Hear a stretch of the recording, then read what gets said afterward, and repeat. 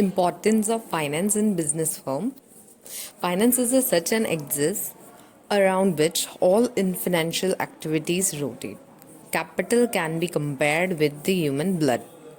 The importance of blood in the human body is the almost equal to the importance of capital in the business unit. To run all the activities of the business on time, a proper financial system is inevitable.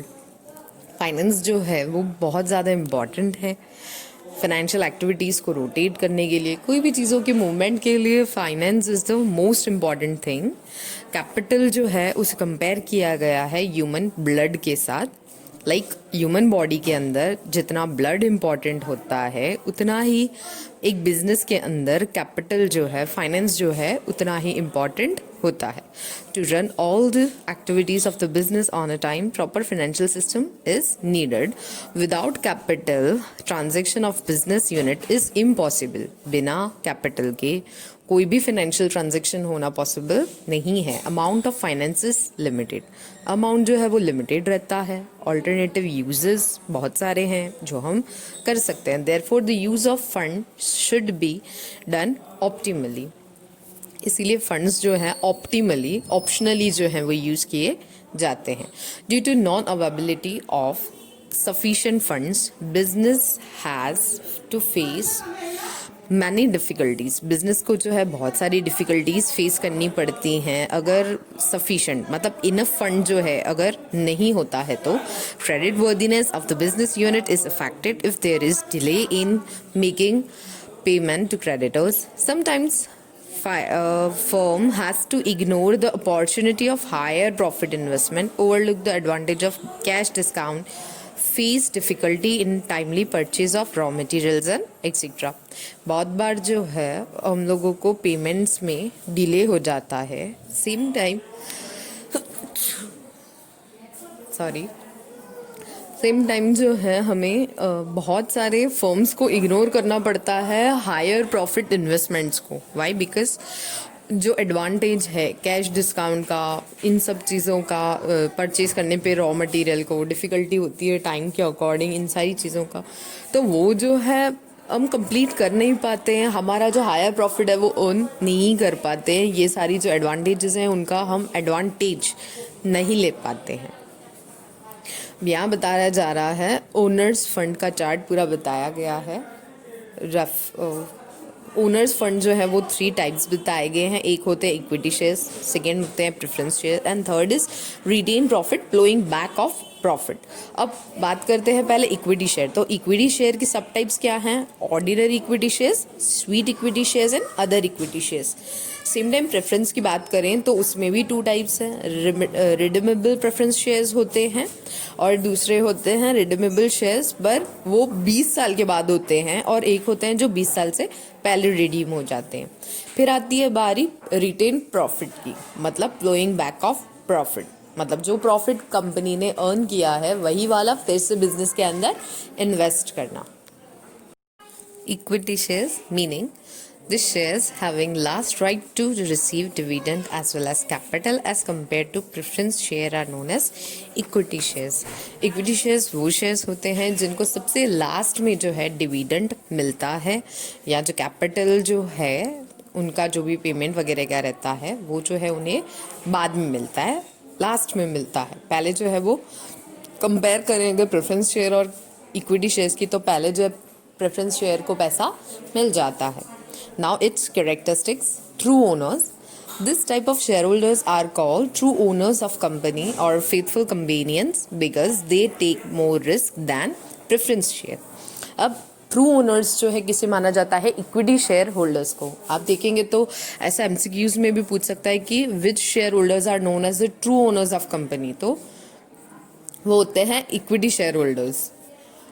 अब ये जो है वो true owners होते हैं. क्यों? क्योंकि इन्होंने जो है कैपिटल जब लग रहा होता है, एस्टेब्लिशमेंट हो रहा होता है कोई भी कंपनी का, तब अपना पैसा जो है लगाया होता है. इसमें जो है रिस्क ज़्यादा होती है अगर हम कंपेयर करें प्रेफरेंस शेयर से. तो second, right to vote. Equity share holders have right to cast votes as per shares held by दम.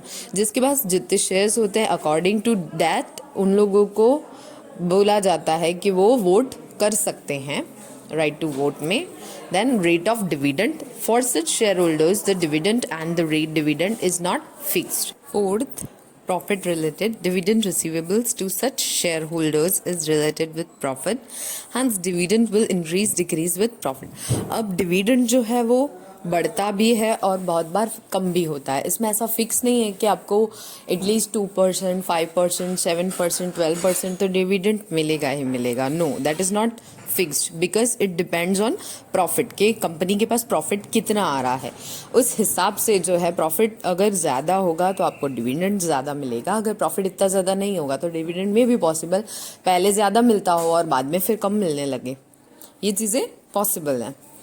फिर fifth point, general meeting. These shareholders have right to attend the general meetings, votes and elect the directors. General meetings होती हैं जिसमें share holders को बुलाया जाता है vote करने के लिए, इलेक्ट, ताकि वो लोग डायरेक्टर को, कंपनी के डायरेक्टर को जो है इलेक्ट कर पाएँ. Next point 6, repayment of capital. Generally the share capital is not repaid during the existence of company. अब कैपिटल रीपेमेंट, जो शेयर कैपिटल में पैसा जिन जिन लोगों ने इन्वेस्ट किया है, कंपनी के पास जिन जिन का पैसा है, जैसे जैसे शेयर्स मार्केट में बढ़ते जाएंगे, लाइक कंपनी जो है वो जितना ज़्यादा डेवलपमेंट करेगी तो उसके शेयर का प्राइस जो है उतना ज़्यादा बढ़ता जाएगा. इस तरीके से उसके पास पैसा आता जाएगा. तो इफ़ कंपनी का जहाँ जहाँ पैसा भाई उन्होंने जहाँ जहाँ से बोरो करके रखा है वो उनको रीपे कर देगी और पूरा जो कैपिटल का उसका स्ट्रक्चर है जो एक प्रॉपर आना चाहिए वो उस पर आ जाएगा. 7th पॉइंट, डिसोल्यूशन, लिक्विडेशन जिसे कहा जाता है. At the time of liquidation after the repayment of capital to preference share holders capital is paid to equity share holders if surplus funds are available. अब डिसोल्यूशन मतलब कि जब company उसको उसके लॉस ज़्यादा हो रहे हैं, प्रॉफिट से ज़्यादा वो लॉस कर रही है, उस केस में क्या होता है, वो लोग जो हैं कंपनी लिक्विड हो जाती है. मतलब कि वो कंपनी का दिवालिया निकल जाता है. इन द सेंस कंपनी जो है वो सब कुछ बेच कर जिन जिन को पेमेंट करना है पैसों का उनको पेमेंट कर देगी, जिस हिसाब से उसके पास फंड बचेगा उस हिसाब से. और फिर प्रेफरेंस शेयर होल्डर्स को सबको देने के बाद बारी आती है इक्विटी शेयर होल्डर्स की सबसे लास्ट में. इस तरीके से वो सबको लिक्विडेशन के टाइम पर सबको पैसा जो है दे देगी. 8 point, shares of qualification. If there is a provision in the memorandum and director have given consent to become the elected director of company, then this share is considered as share of qualification. अब इसके अंदर क्या है, share of qualification के अंदर जो भी memorandum के अंदर प्रोविज़न बताया गया है डायरेक्टर्स कंसर्न के लिए, वो लोग जो हैं डायरेक्टर्स कंपनी के ये इस चीज़ को देखते हैं shares accordingly.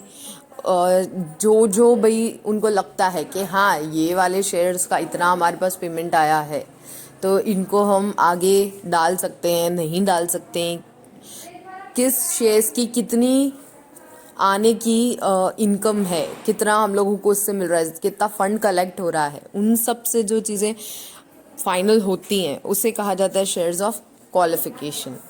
9 point, capital benefit. These share holders receive various benefits, right share, bonus share benefit arises during increase in share price in the market is called capital benefit.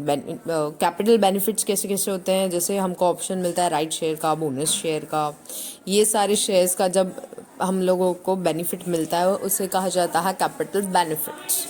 Now 10th point, registration of shares. These type of shares are registered in recognized share market, so purchase and sale of shares at market price can be done freely. Registration जो है shares का एकदम free है, easily आप market में enter कर सकते हो, शेयर्स को परचेज कर सकते हो, सेल कर सकते हो एंड एक्सेट्रा.